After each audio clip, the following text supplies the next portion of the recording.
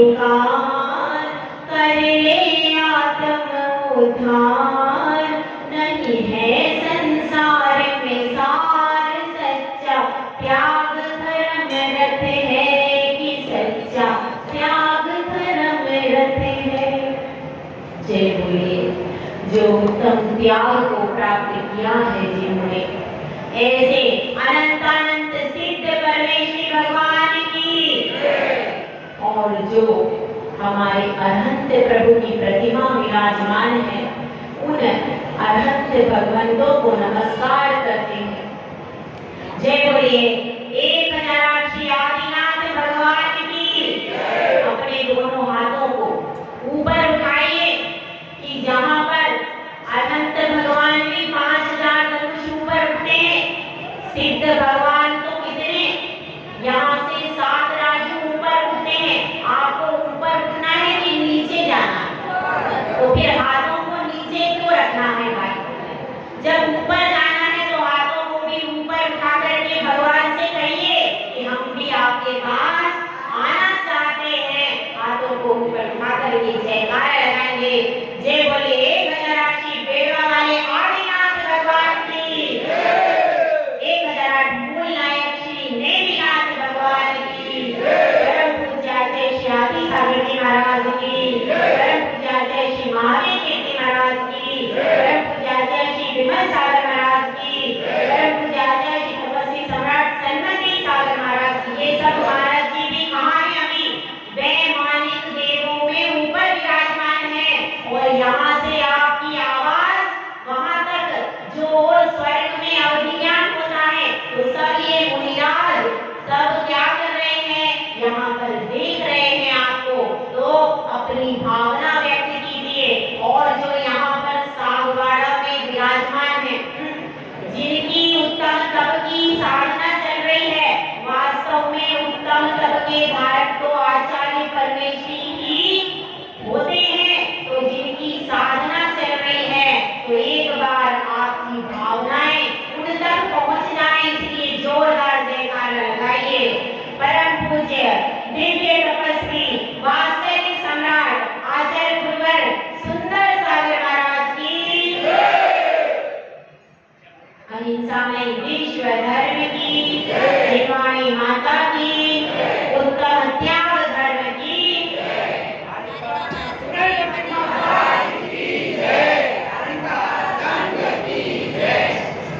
बादल के लिए उसका जल अपना होता है, सूर्य विमान के लिए उसका ताप अपना होता है, वृक्ष के लिए फल अपने हैं, नदी के लिए जल अपना है।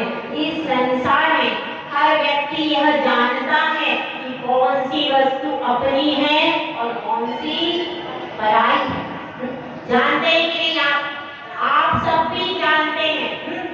ऐसा नहीं होता कितनी ही भीड़ हो, कितनी ही आंधी तूफान हो, लेकिन बच्चा कभी भी दूसरी स्त्री को अपनी माता, छोटा सा बच्चा है, बोलना भी उसको आता नहीं है। सिर्फ वो देख सकता है, सुन सकता है, लेकिन बोलना तो भी वह छोटा गोद का बच्चा है, तब भी उसकी दृष्टि जो अपनी माँ की तरफ होती है, वह और स्त्री की तरफ वैसी दृष्टि नहीं होती। हर बच्चा भी पहचानता है कि अपनी माता कौन सी है। इसी प्रकार से आप अपने परिवार के सभी सदस्यों को अच्छे से पहचानते हैं। कभी ऐसा नहीं होता कि आप किसी और के पास में बैठ जाओ, होता है क्या? नहीं।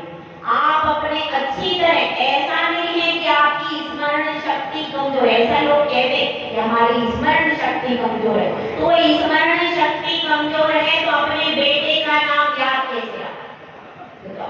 अपने पति का नाम याद कैसे रहा? वो भी आप भूल जाओ तो किसी और के पास बैठ जाओ, वो तो कभी होता नहीं। वो सब अच्छे से, पोते का नाम याद है, पोती का नाम, ये सब आपको अच्छी तरह याद है। और लेकिन क्यों? क्योंकि हम मन में प्रति समय यही सब घेरते रहते, इसलिए ये हमको पक्का याद है। तो अब आपने अपनी बात चल रही है कि अपना मोबाइल एकदम पता चल जाता है, दूसरा भी मोबाइल सेम है लेकिन अपने की बात अलग है। अपना जो मोबाइल है उसको हम कैसे संभाल के रखते हैं और दूसरा हमको दे देता है तो नहीं, ये दूसरे का मोबाइल, मेरा मोबाइल। हर चीज के प्रति हम जानते हैं कि अपना क्या है और पराया क्या है, इन सब बातों को हम जानते हैं। तो यह थोड़ा सा विचार करें कि अपनी वस्तु क्या है और पराई वस्तु क्या है। आज आपको दो प्रश्न पूछूंगी, ये पहला प्रश्न, ठीक है। हाँ, तो इधर पुरुष वर्ग से प्रश्न है, अपना क्या है पराया क्या है, बताइए। हाँ, अपना क्या है? हाँ, वो तो अभी आपके पास है ही।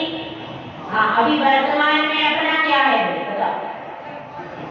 हाँ, क्या? भगवान, आत्मा। इधर से आत्मा, सबका एक ही आंसर है, आत्मा। इधर बताइए, आपका अपना क्या है और पराया क्या है? हाँ, वो तो इधर से आंसर आ गया तो इधर का तो समर्थन होना ही होना है। कुछ और आत्मा के अलावा और भी कुछ है आपका? पक्का बता, देखो अभी मैं टेस्ट दूंगी इसलिए अच्छी तरह सोच के जवाब दे। सब आत्मा के अलावा और कोई कुछ बोल रहा है? हाँ, आत्मा ही। बहुत अच्छा आंसर दिया। देवशास्त्र और वितरागी, ठीक है। और इसके अलावा सब पराया है ना। देखो, एक तो पहला आंसर आत्मा आया, फिर दूसरा आंसर आया देवशास्त्र वितरागी भगवान, ठीक है। इसके अलावा कुछ आपका नहीं है ना, फाइनल है, एकदम फाइनल। सोच लो भाई, सोच लो, घर पे जाना नहीं है, फिर कोई घर पे जाने की क्या जरूरत है भाई? जब आपके भगवान अपने हैं तो फिर आपको घर पे क्यों जाना है? बताओ, सब दीक्षा लेने तैयार है, यहाँ पे तो दीक्षा तैयार हो गई सबकी।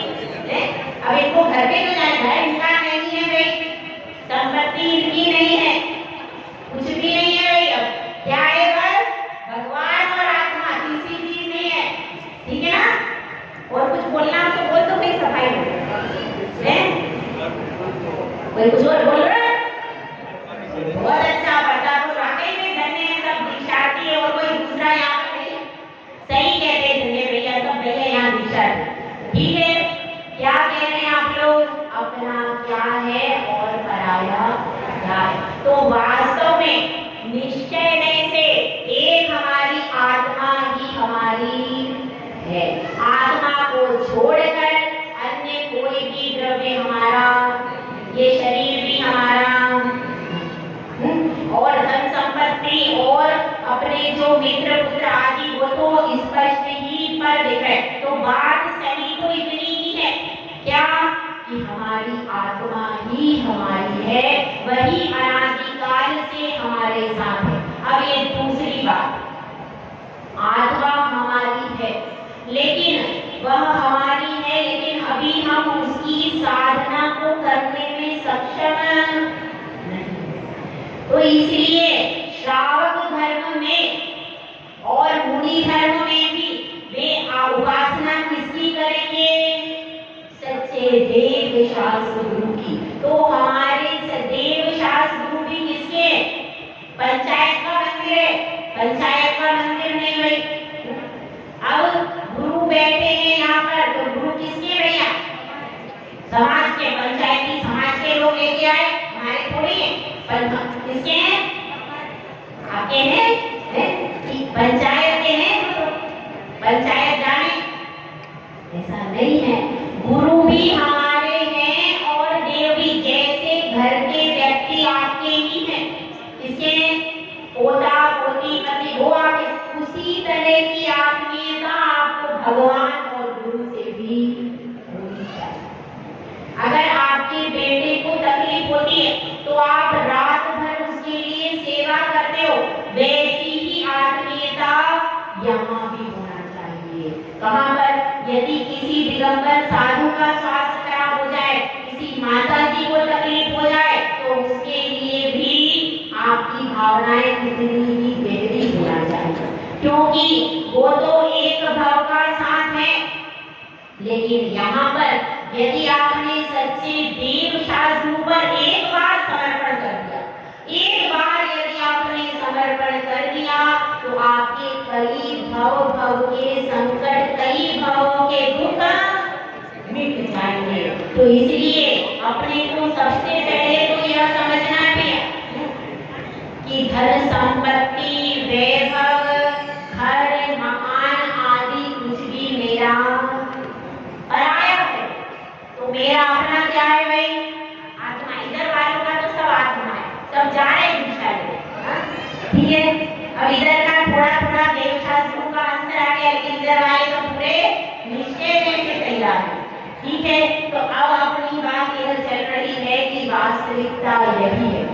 इसीलिए त्यागी वृंद घर बार छोड़कर दीक्षा धारण करते। दीक्षा धारण करने का, त्याग करने का मूल कारण क्या है? कि हमारी आत्मा के अलावा और कोई भी वस्तु हमारी नहीं, ठीक है। तो अब अपन थोड़ा सा समझते हैं कि उत्तम त्याग धर्म क्या होता है। इसके पहले एक क्वेश्चन और पूछ लेते हैं, क्योंकि फिर खुलासा हो जाए। एक प्रश्न और है आप सबसे पहले पुरुष वर्ग, नहीं पहले इधर ठीक है। पहले सारी महिलाएं, हाँ, मधु मंडल और बालिका मंडल और क्या है, महिला मंडल, सब ये महिला मंडल बहुत सशक्त है, सब बताएंगे क्या बताना है। त्याग और दान धर्म एक ही है कि अलग अलग? हाँ, ये बताना है। त्याग में और दान में दोनों एक है कि अलग? ये आपको उत्तर देना है। हाँ बताओ। हाँ, इधर वाले कुछ नहीं बताएंगे, आप बताओ। एक है कि अलग है? अलग अलग। हाँ, इधर से और आंसर एक है, अलग अलग। उधर से और अलग है, आप बताइए। हाँ, इधर पुरुष वर्ग, एक त्याग और दान अलग अलग है कि एक है? अलग अलग है, पक्का है? एक ही है। इधर से एक का आंसर आया, ठीक है। अब अपन थोड़ी सी बात करते हैं। पहले देखें कि त्याग धर्म की परिभाषा क्या है। आरंभ क्या परिभाषा है? अंतरंग और बहिरंग दोनों प्रकार के परिग्रह का त्याग करना, परिग्रह को छोड़ना क्या कहलाता है? यह त्याग धर्म है। कौन सा? अंतरंग और बहिरंग, दो प्रकार का परिग्रह होता। बहिरंग परिग्रह में आप सब जानते हो 10 प्रकार का परिग्रह, जानते हो ना? क्षेत्र, वास्तु, हिरण्य, सुवर्ण, धन्य, धान्य, दासी, दास, कोप्य और मान। ये 10 प्रकार का बहिरंग परिग्रह जो कि बाहर से दिखाई देता। उसके बाद 14 प्रकार का अंतरंग परिग्रह। वो कौन सा होता है? अनंतानुबंधी, अप्रत्याख्यान, प्रत्याख्यान और संचलन। ये 4 क्रोध, मान, माया, लोभ। तो ये कितनी चौकड़ी हो गई? 16, ठीक है। उसके बाद हास्य आदि 9 कषाय। कितने हो गए भैया? यहाँ कोषाध्यक्ष कौन है? बहुमंडली कौन है? बताओ, कितने हो गए? 16 और 9 25, ठीक है। उसके बाद अब इसको जोड़ दो तो 10 प्रकार का परिग्रह था, ठीक है।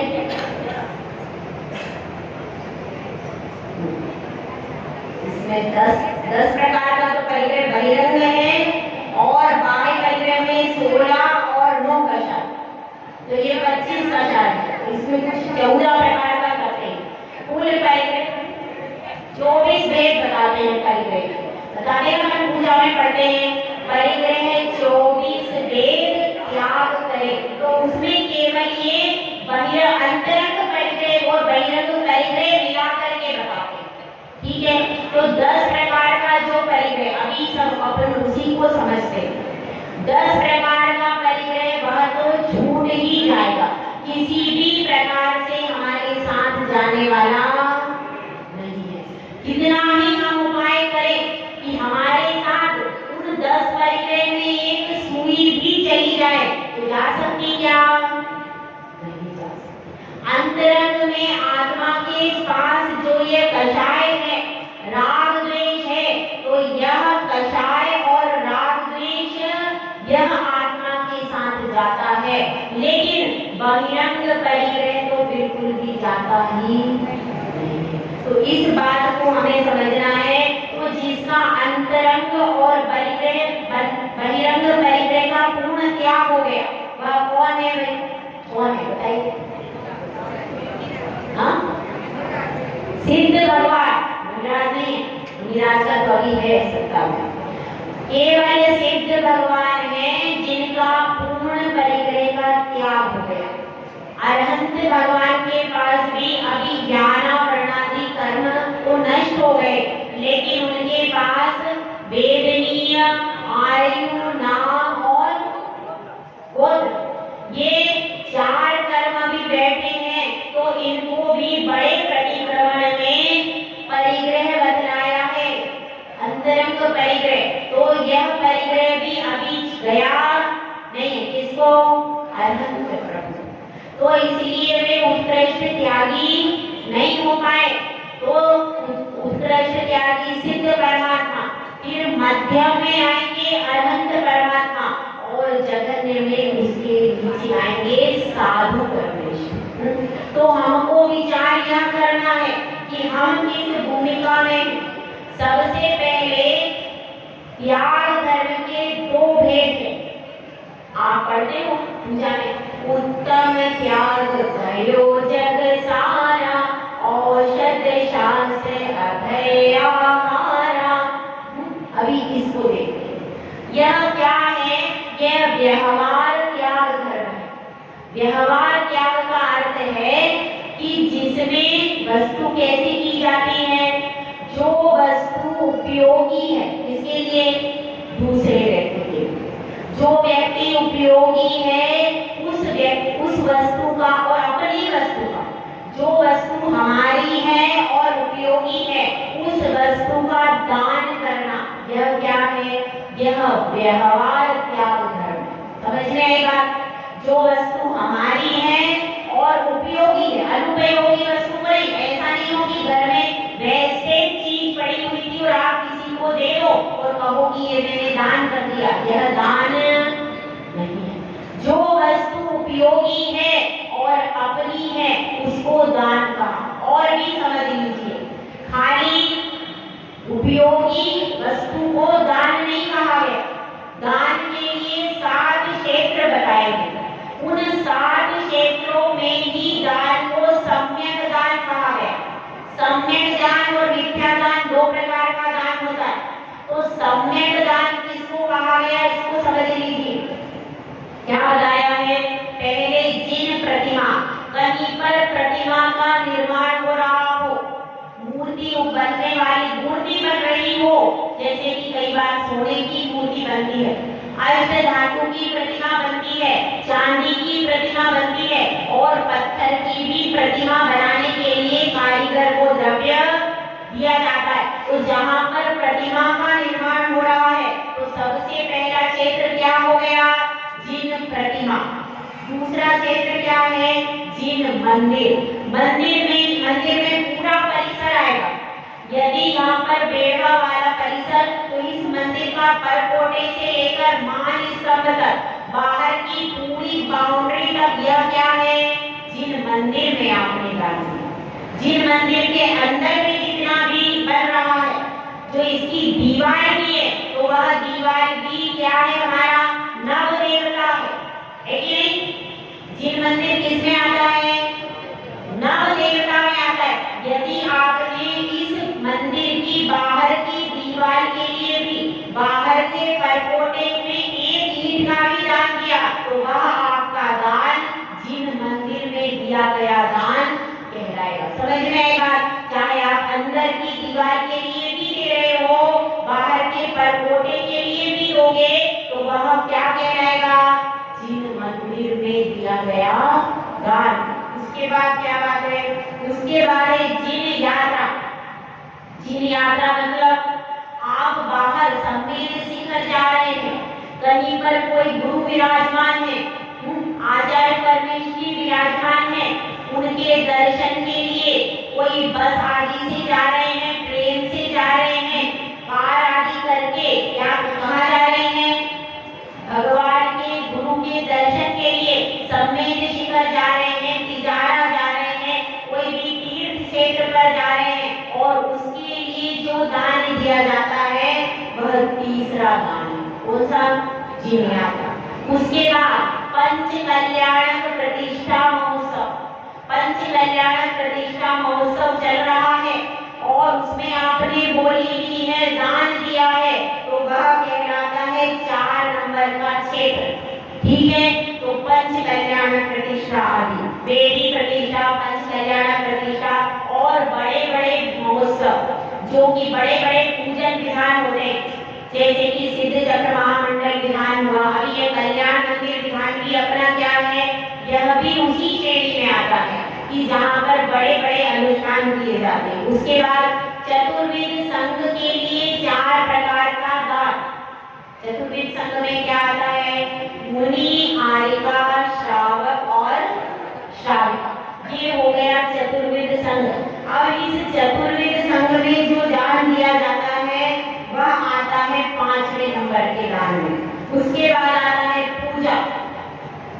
जो मंदिर में पूजन हो रही है, बड़े पैमाने पर भी होती है और छोटे पैमाने पर भी होती है, तो जो मंदिर में सामान्य पूजा हो रही है और बड़ी भी हो रही है, दोनों प्रकार की पूजाएं होती है, तो उसमें पूजा के कार्य के लिए जो आप द्रव्य देते हो, लेकिन इस पूजा में केवल जिनेंद्र भगवान की पूजा या गुरु की पूजा ही आएगी, बाहर की पूजाएं नहीं आएगी। तो सच्चे देव साधु की पूजा के लिए जो दान दिया जाता है वह 6ठे नंबर का दान है। और 7वें नंबर का दान क्या है?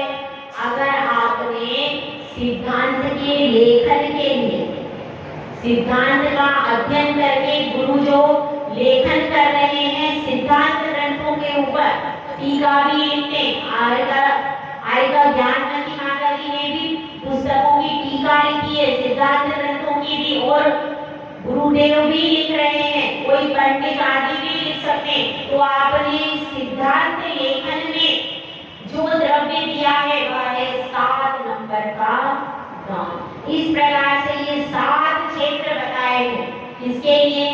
व्यवहार त्याग धर्म के निष्पादन के लिए ये 7 क्षेत्र बताए हैं।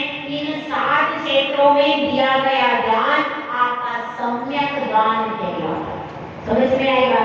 तो अब अपना यहाँ पर क्या, और एक बात और बता, यदि आप बताइए आपके घर में आपका बच्चा भूखा है, तो आप पड़ोसी के बच्चे को खिलाने जाओगी क्या? नहीं जाओगी। इसी तरह हमको समझना है कि सबसे पहले आप बाहर तीर्थ क्षेत्र पर दान मत कीजिए। सबसे पहले हमारा जो यहाँ पर मंदिर सुरक्षित नहीं है, यहाँ पर जो प्रतिष्ठा हो रही है, यहाँ पर जो मंदिर बनने वाला है, सबसे पहले आपके द्रव्य पर अधिकार उस मंदिर का। जब वह पूरा हो जाए, व्यवस्थित हो जाए, उसके बाद आप जाकर के दूसरी जगह दान करें। इसीलिए जो लोग अभी जाकर के, अभी परतापुर में एक मंदिर का निर्माण अधूरा, समझना बात को, अब इस मंदिर का निर्माण अधूरा है और आप यदि जाकर के बाहर खूब द्रव्य का दान करोगे तो वह आपका फलीभूत उतना नहीं होगा। क्यों? क्योंकि सबसे पहले आपकी गरिमा, आपके मूल नायक कौन है? यहाँ पर सबसे पहले दान दे करके आपको पूर्णता, क्योंकि आप रहते यहाँ पर, जहाँ पर आपका सारा प्रभाव, यह आज परतापुर जो समृद्ध है, सुखशाली है, क्यों है? यहाँ पर ये मूल नायक नेमिनाथ भगवान का अतिशय है और बेड़वा वाले आदिनाथ भगवान का अतिशय। यह सब जितने भी मंदिर हैं उन सब भगवान के अतिशय से आज आप लोगों के वह समझना उसी का पुण्य होता है। तो अपने घर में जो अपने कर्तापुर में जो भी मंदिर बन रहा है उसके दान का, यदि बाहर से भी आ सकता है, ऐसा नहीं है बाहर से नहीं आ सकता, अगर बाहर से भी प्रयास करें तो बाहर से भी बहुत सारा द्रव्य आ सकता है और वह मंदिर बन करके तैयार हो सकता है। लेकिन जो अतिशय, जैसे कि आपका यह भवन बन ही गया और बन सब हो सकता है, लेकिन जब आपके द्रव्य से वह मंदिर बनेगा और आप जब उसमें दर्शन करने जाओगे, और आप तो छोड़िए, आपके जब बच्चे दर्शन करने जाएंगे पूरा पीढ़ियां, तब वो कहेंगी कि नहीं यह हमारे पिताजी ने यह मंदिर बनवाया, उनको कितना गौरव होगा। और उस गौरव के कारण वे बच्चे भी, नहीं हमारे पिताजी ने दान धर्म करते थे, हमको भी करना चाहिए, वो बच्चे भी आगे चल करके दान धर्म करेंगे। इसलिए ऐसी परंपरा कब रहेगी, बाहर जाकर के आप करोगे तो ऐसी परंपरा नहीं बन पाएगी। लेकिन अपने नगर में जो बन रहा है, यदि उसमें आप दान दोगे तो यह परंपरा ऐसी बनेगी कि इस पीढ़ियों तक जो बच्चे होंगे वो याद करेंगे कि हमारी परंपरा है दान देने की, हमारी परंपरा है धर्म करने की, और वह बच्चे आगे चल करके उस दान तीर्थ का प्रवर्तन करेंगे, जिसका प्रवर्तन किसने किया था, श्रेयांश राजा ने आहार दान आदि देकर के और पूजा प्रतिष्ठा में भी दान देकर के। तो इस प्रकार से हमको सबसे पहले, जैसे कि सबसे पहले कितनी ही बातों, सबसे पहले हम अपने घर में देखते हैं यहाँ पर पूरी भोजन की सामग्री है कि नहीं, देखते ही देखते, हमारे बच्चे की फीस भरी है कि नहीं, हमारी बिजली का बिल भरा है कि, सारी व्यवस्थाएं जैसे हम घर में देखते हैं उसी प्रकार से यह मंदिर भी किसका है, पंचायत का है, समाज का है, किसका है, आपका है।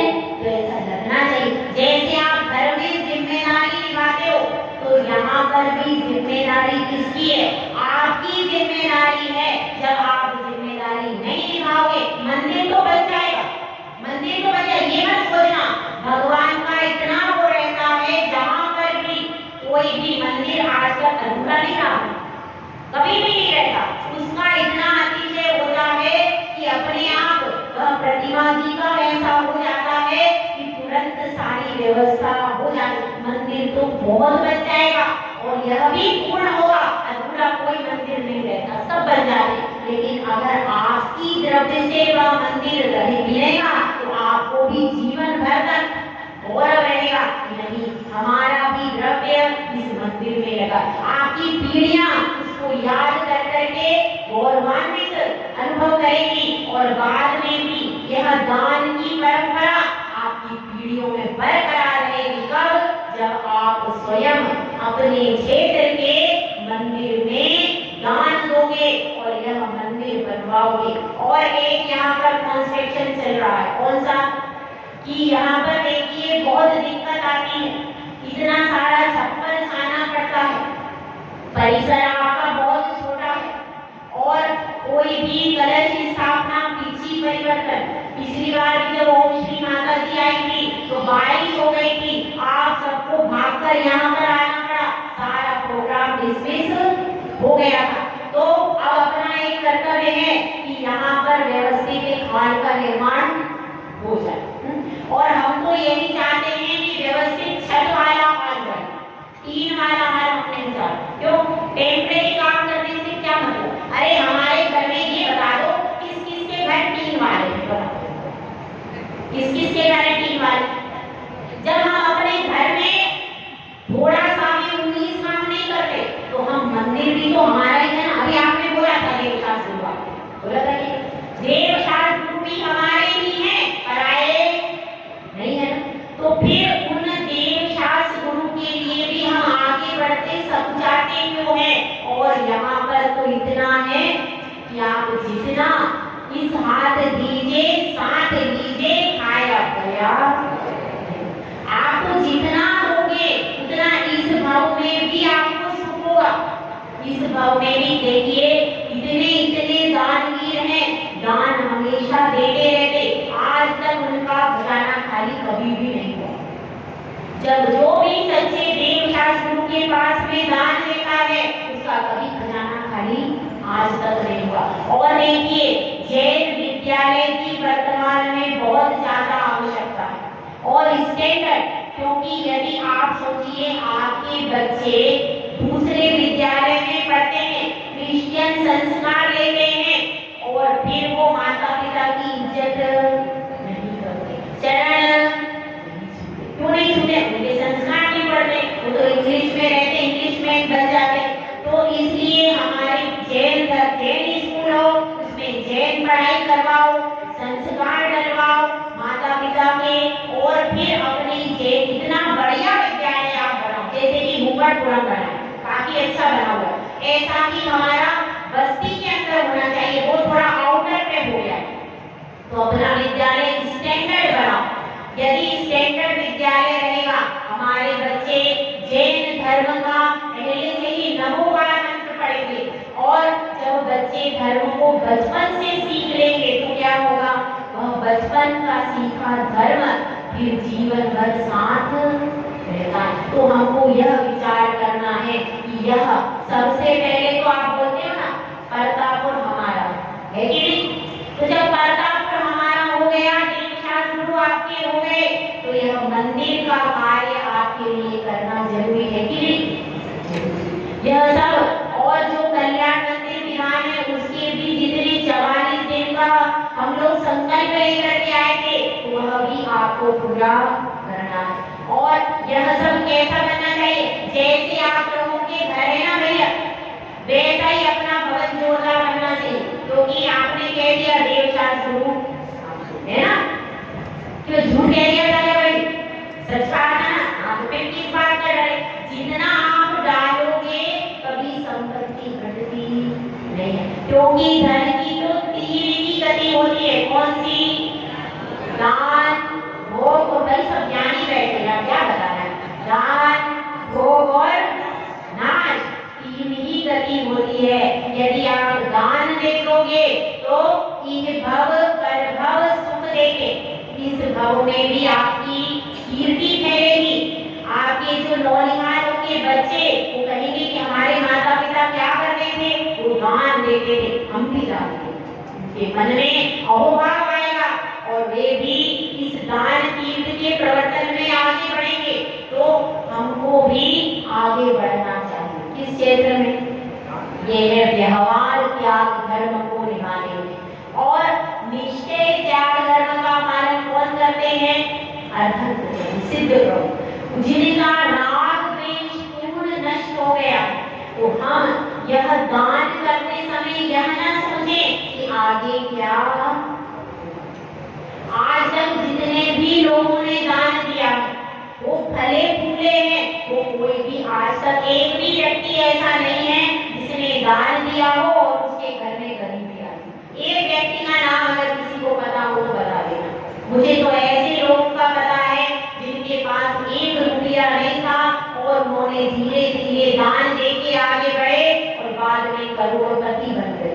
दान की बहुत महिमा है और आप अपना सम्यक दान दीजिए, उदान मत दीजिए।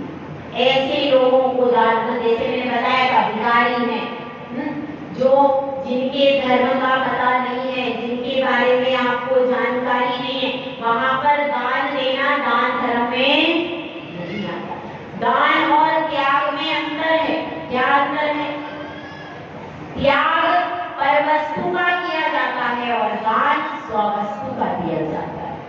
त्याग अनुपयोगी वस्तु का किया जाता है और दान उपयोगी वस्तु का किया जाता है।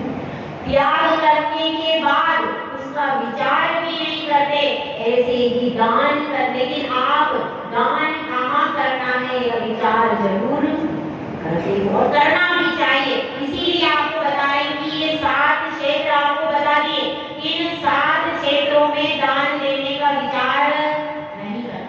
ये 7 क्षेत्रों में हमेशा ही दान देते रहना चाहिए, क्योंकि देखिए धन आपके पास आज है और आप चाहते हो कि हमेशा रहे, तो सब